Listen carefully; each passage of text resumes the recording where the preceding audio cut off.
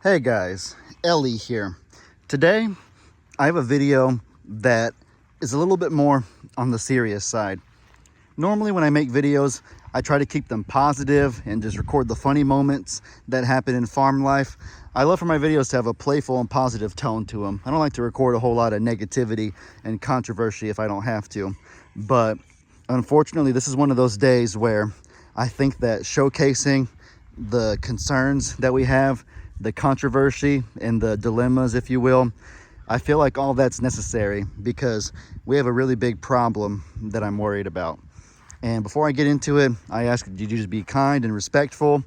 If you have anything to say, please keep it be sympathetic or maybe constructive. If you have an idea for what we can do to make things better and safer around here, then y'all please let me know.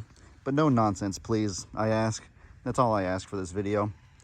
Anyways, let's get right into what we got going on. So we got our pond pasture over here, got all the geese hanging out over there. I'm happy to see two of them drinking out of the crab that I fill every day. Nice to know my hard work is being beneficial for somebody. We got a lot of ducks over here hanging out. I don't even know most of these. I do know Adam or Steve right here in the front, but is that Deucey right here? Let me see. I'm trying to see if she has the two. If she'll face me, then I can tell. Are you Deucey? I don't think you're Deucey. The two is usually right there. But anyways, you see all these ducks right here, but there might be a few familiar ones that you don't see. And with that said, I'm really sad and upset to report that we have 3 ducks that have been missing for about 24 hours. I first noticed yesterday in the evening that one of them wasn't there, but they wander off and float to different ponds all the time, so I didn't think anything of it. But this morning, seeing that 3 of the familiar ones we know aren't here, it has me very concerned. And so the first one of these 3 that's missing is one of our white ducks that always hangs out near that barn area over there. The second one that's missing is our Deucey, who's mothered many ducklings around here, and she also happens to hang out near that barn area a lot. And oh, this pains me to have to say, but the third one that's missing is our beloved Pablo, who also, now that I think about it, happens to hang out near that barn area a lot. And yeah, I know that's really scary thinking that Pablo hasn't been seen for 24 hours, but I will say this. I just spent the past hour and a half or so driving around the entirety of Morrow Hill, every inch of our property dang near, all the way in Pawpaw's back, my dad and Jake's back area, by Dan and Bree's house, by Kim and Stephanie's house way down over there, the other road way down over there on that side. Y'all see way over there, all that. I even went over here to Joanne's house and I spoke with her a little bit, asking her if she's seen anything, and she says that she hasn't seen anything, and she gave me permission to search her entire field over there, which I did, and I found nothing.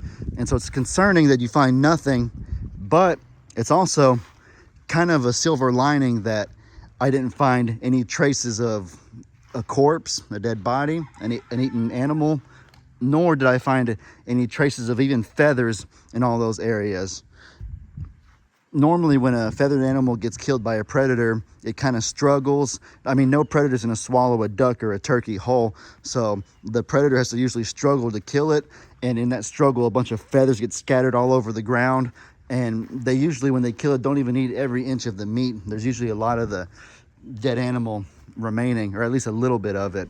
And so the fact that I found no signs of a struggle, no signs of duck feathers or a dead body, implies that thankfully, Pablo, Deuce, and the white duck most likely were not killed by a predator.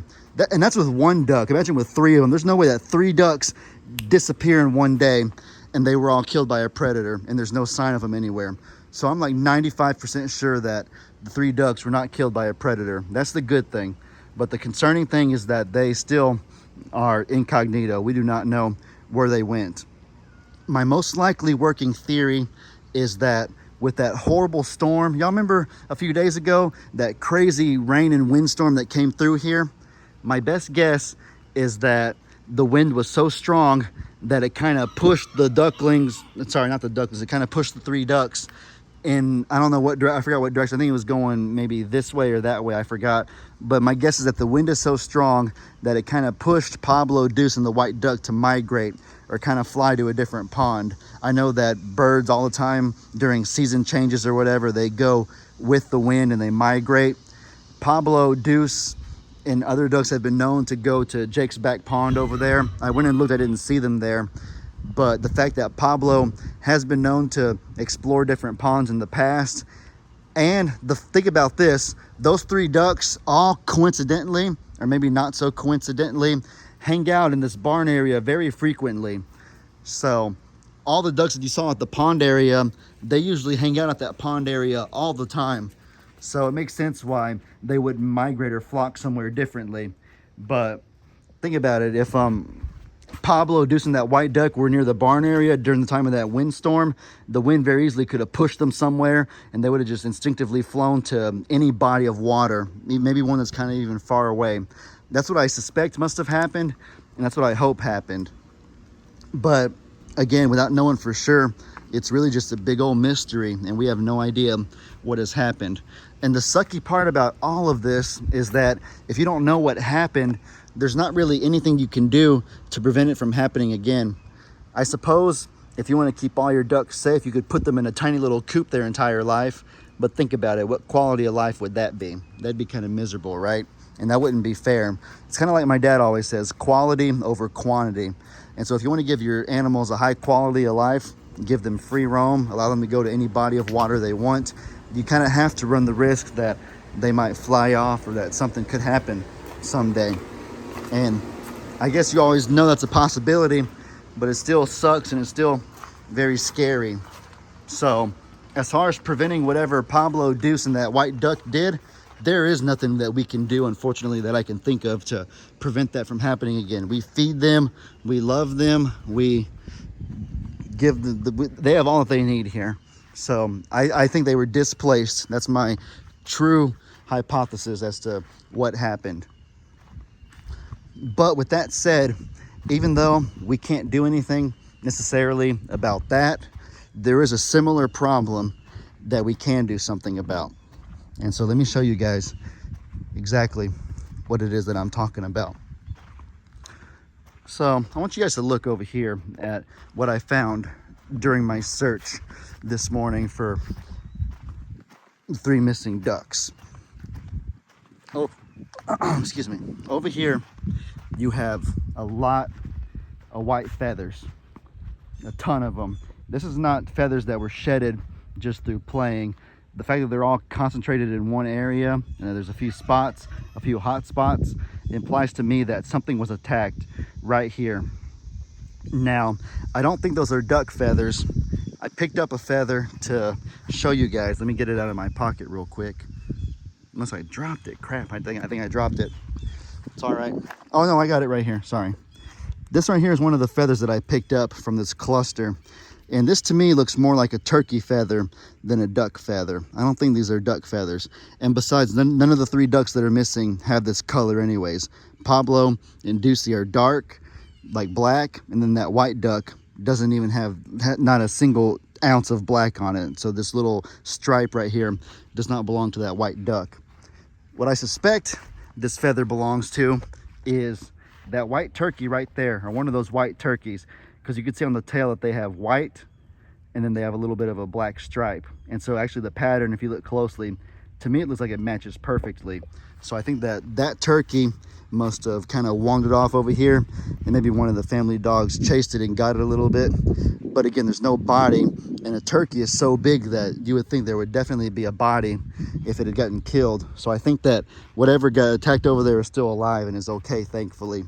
But that leads me into the problem that we have and that we've really had for a long time.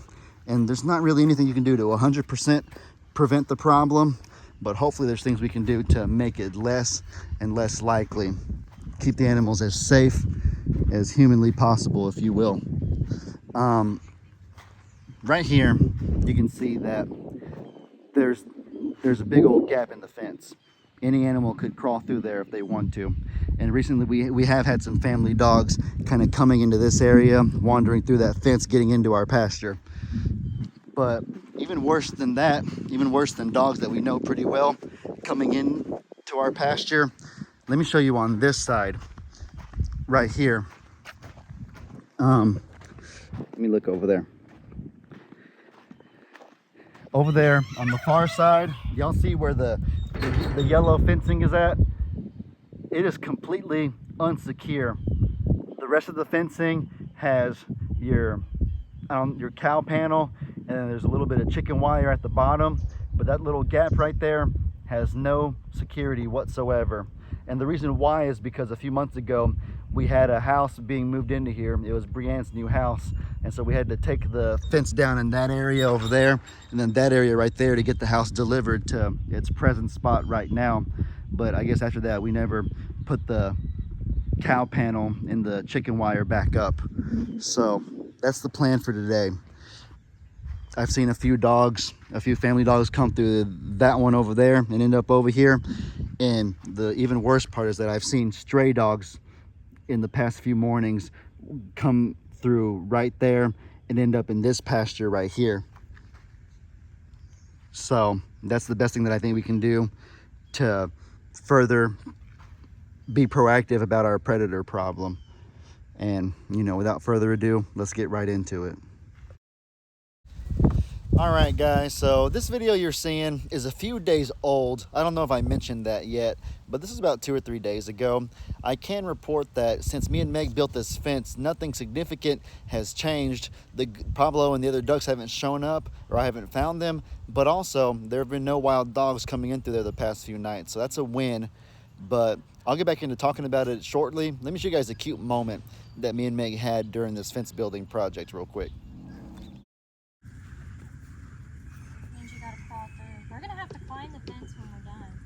Huh? We'll have to climb the fence when we're done. Somebody has to get side by side. I think I can scale it. You won't back it. Gotta climb it, do you? Sure. I think that is true. Climb it right now. I used to do rock climbing. We would go to main event, a special main event just to do the rock wall. You think you're a better climber than me? You want me to go like up and over?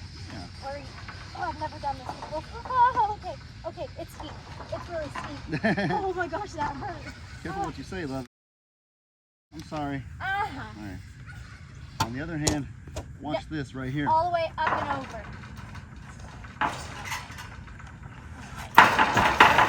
Woo, let's go.